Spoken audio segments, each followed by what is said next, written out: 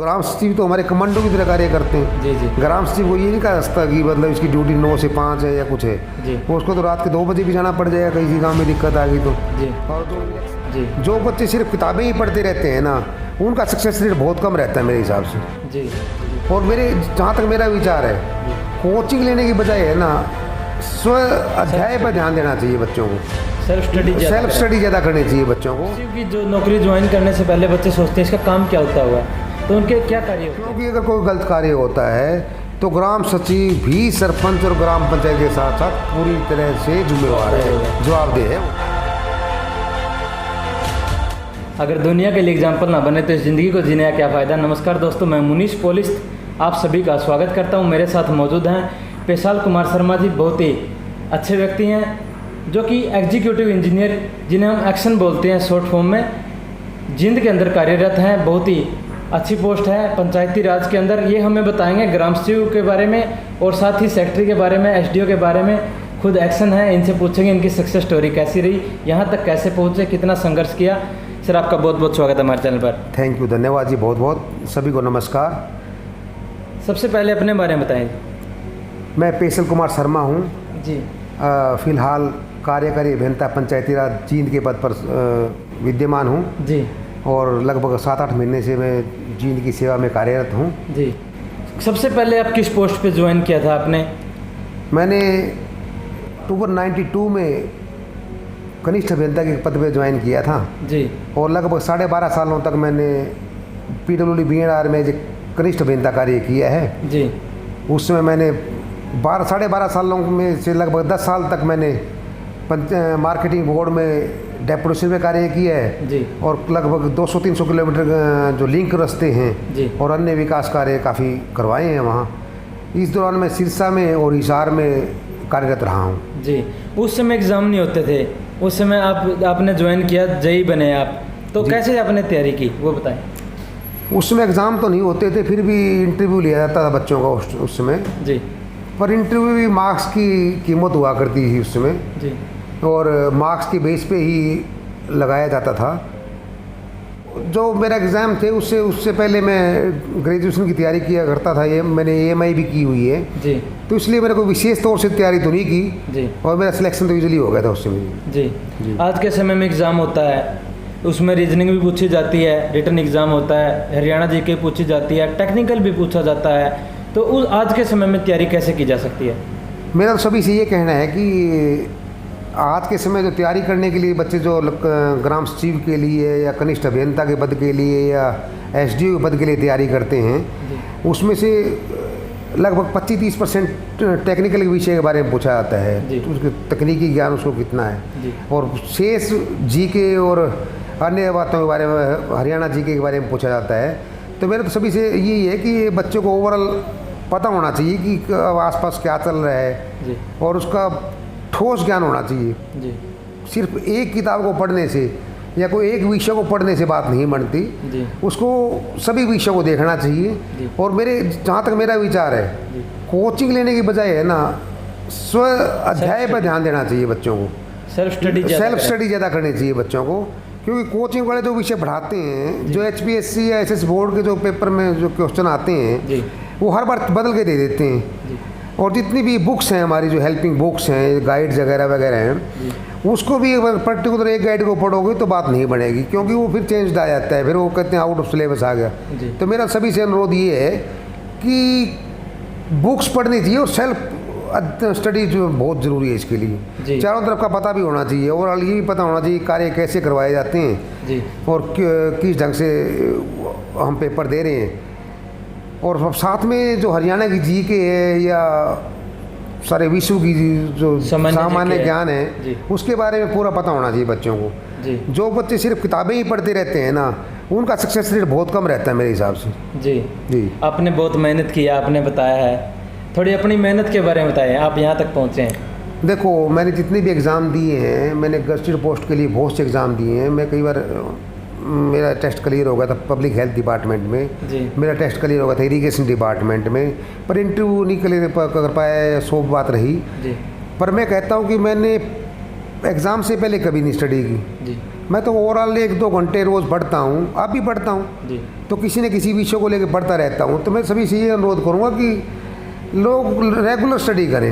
ये नहीं कि एग्ज़ाम आ गया 2 महीने पढ़ लिए, 3 महीने पढ़ लिए, या कोई कोचिंग ज्वाइन कर ली। सही बात। रेगुलर अध्ययन करना चाहिए और आसपास का सारा सिस्टम देखते रहना चाहिए। और जिस विषय में आपने डिप्लोमा या डिग्री की है उसका तो पूरी नॉलेज आपको होनी चाहिए और उसके बारे में आपने लगातार अधिक से अधिक ज्ञान को अर्जन करने के लिए प्रयासरत रहना चाहिए। जी जी। ग्राम सचिव के लिए क्या क्वालिफिकेशन मांगी जाती है? उसके लिए स्नातक होना किसी विषय में आवश्यक है ग्राम सचिव के लिए, जी क्योंकि ग्राम सचिव को आजकल बहुत से कार्य करने पड़ते हैं। पहले ग्राम पंचायतों में फंड बहुत कम आया करते, जी आजकल फंडिंग सरकार सेंटर और स्टेट बहुत ज़्यादा कर रही है पंचायतों को। इसलिए इसकी योग्यता जो उसकी ग्राम सचिव की जो योग्यता की है वो स्नातक वो कम से कम स्नातक पास होना चाहिए। जी और मैं तो ये कहूँगा कि स्नातक बच्चे को पूरा आइडिया हो जाता है किसी विषय में स्नातक करते हैं तो आप, सही बात है। तो उसको अपना सेल्फ स्टडी पे पूरा फोकस करना चाहिए मेरे हिसाब से। ग्राम सचिव की जो नौकरी ज्वाइन करने से पहले बच्चे सोचते हैं इसका काम क्या होता होगा, तो उनके क्या कार्य होते हैं? ग्राम सचिव का कार्य तो यही है कि उसने जो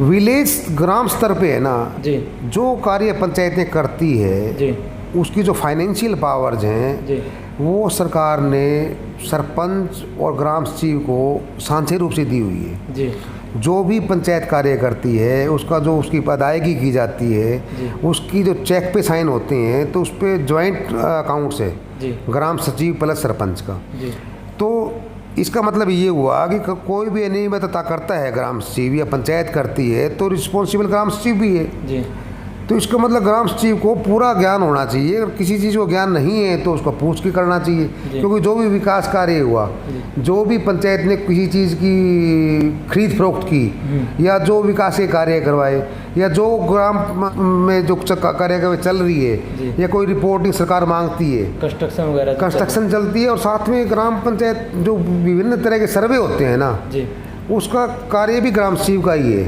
जी जैसे स्वामित्व स्कीम चली हुई है आजकल, जी उसमें क्या कर रहे हैं, ये जितनी भी लोगों की गांव में प्रॉपर्टीज़ हैं जैसे मकान हैं या प्लॉट्स हैं, तो उसकी रजिस्ट्रेशन का कार्य है ये। उसका स्वामित्व अधिकार उस पर्टिकुलर लोगों को दे रहे हैं जो पहले रजिस्ट्री नहीं हुआ करती। अब लाल डोरे के अंदर वो रजिस्ट्री का सिस्टम सरकार ने कर दिया ताकि उसके बेस पे वो अपना लोन ले सके या कोई फर्दर और कार्य कर सके, अपना मकान बना सके अगर खाली प्लाट है वहाँ। तो इसलिए ग्राम सचिव को पूरा गांव का आइडिया होना चाहिए। और नंबर 2 फाइनेंशियली भी देखना है उसको, और नंबर 3 उसने ग्राम सभाएं भी कंडक्ट करनी है, पंचायत की जो ग्राम पंचायत की सभाएं भी देखनी है। तो उसको ओवरऑल पता होना चाहिए क्या चल रहा है, किस चीज़ की अदायगी हो रही है, कोई गलत कार्य तो नहीं हो रहा।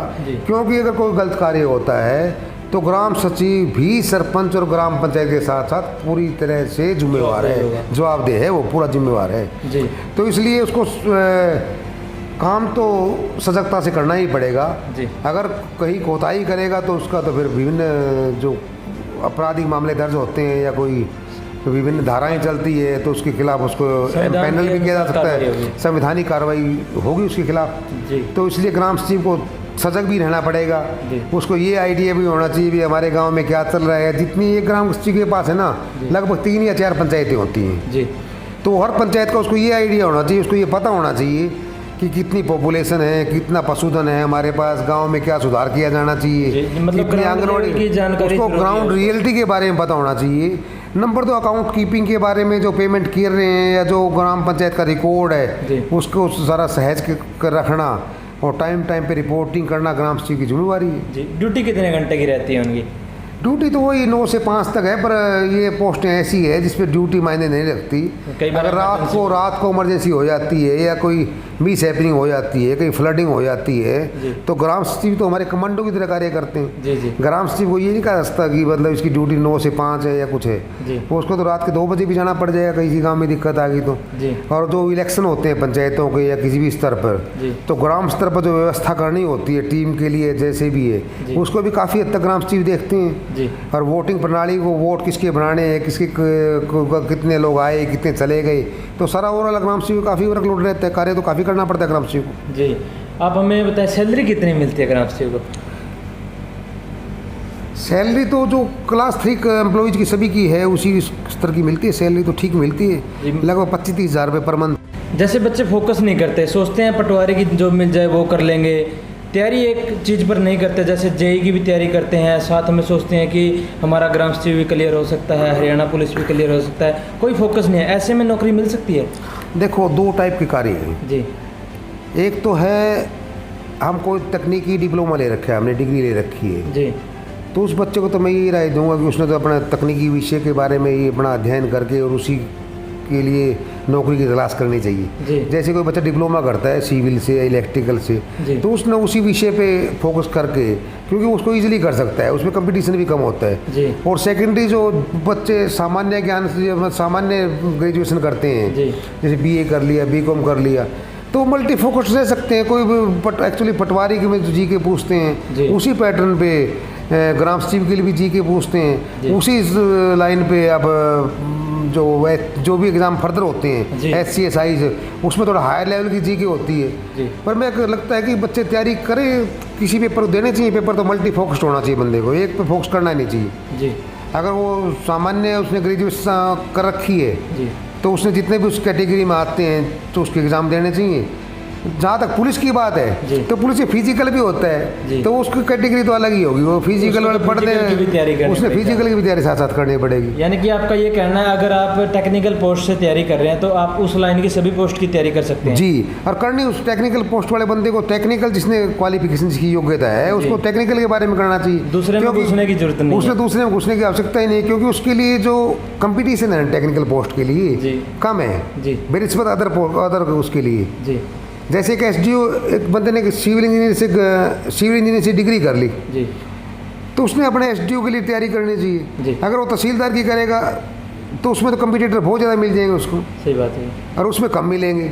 अगर उसमें फोकस करेगा तो इजीली उसको क्लियर कर लेगा पेपर को। और आजकल तो सरकार भी बड़ी वो है उसके बारे में, पारदर्शिता पूरी है। जो बंदा पढ़ के पेपर देता है ना, मैं ये कहता हूँ कि जो बच्चा लगातार पढ़ाई करता है, रेगुलर स्टडी करता है जी, और वो साल 6 महीने 1 साल 2 साल करता है, उसको कोई भी शक्ति है ना नौकरी दिलाने से हटा नहीं सकती उसको। सिंपल सी बात ये है। पर आप ये सोचो कि 2 महीने पढ़ लिए और एक बुक पढ़ ली और उससे क्लियर हो जाए सिस्टम, उससे नहीं होता। उससे नहीं होता, एग्जाम में पेपर देखने के बाद कहते हैं बुक में से नहीं है। हाँ, फिर बुक में से नहीं है, ऐसी बात आती है। उसको रेगुलर निरंतर पढ़ाई करनी पड़ेगी।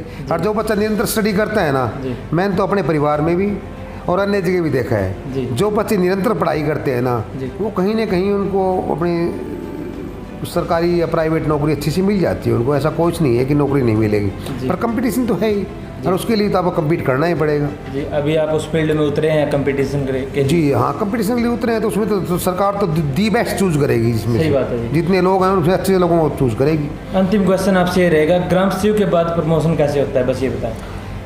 ग्राम सचिव के बाद जो प्रमोशन होती है वो हमारी SCPO की प्रमोशन है, social education and panchayat officer की जी।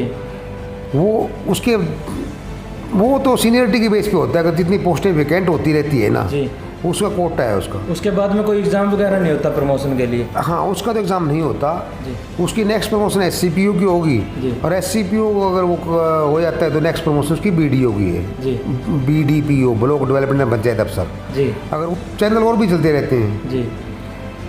SCPO के लिए भी 50% डायरेक्ट की पोस्टें हैं जी, और BDPO के लिए भी 50% डायरेक्ट की पोस्टें हैं जी। जो प्रमोशन से जो ग्राम सचिव से जो प्रमोट होगा उससे सिर्फ 50% पोस्टों के आधार पर ही ऊपर तक जाना है। बाकी तो SCPO भी डायरेक्ट लगते हैं और BDPO भी डायरेक्ट लगते हैं जी। तो अंत में आप हमारे व्यूअर्स को क्या मैसेज देना चाहेंगे जो ग्राम सचिव पटवारी की तैयारी कर रहे हैं? मैं तो सिर्फ एक ही मैसेज देना चाहूँगा जी। जो बच्चा पूरी निष्ठा और लगन से तैयारी करता है ना जी, और अपना स्वाध्याय करता है, स्वाध्ययन करता है, सेल्फ स्टडी करता है जी, और लगातार करता है, वो किसी भी हालात में असफल नहीं रह सकता जी। उसको ये सफलता मिलेगी, आज नहीं तो कल मिलेगी जी, ये पक्का है जी। ठीक है, तो दोस्तों ये थे हमारे साथ पेशल कुमार शर्मा जी, बहुत ही अच्छे व्यक्ति जिन्होंने सभी पोस्ट के बारे में बता दिया जो पंचायती राज से संबंधित है। इनसे मिलने का मौका मिला, बहुत अच्छे व्यक्ति हैं। मिलते हैं आपसे जल्द एक नई वीडियो के साथ, तब तक के लिए देखते रहिए। धन्यवाद। जय हिंद, भारत माता की जय। धन्यवाद जी, जय हिंद।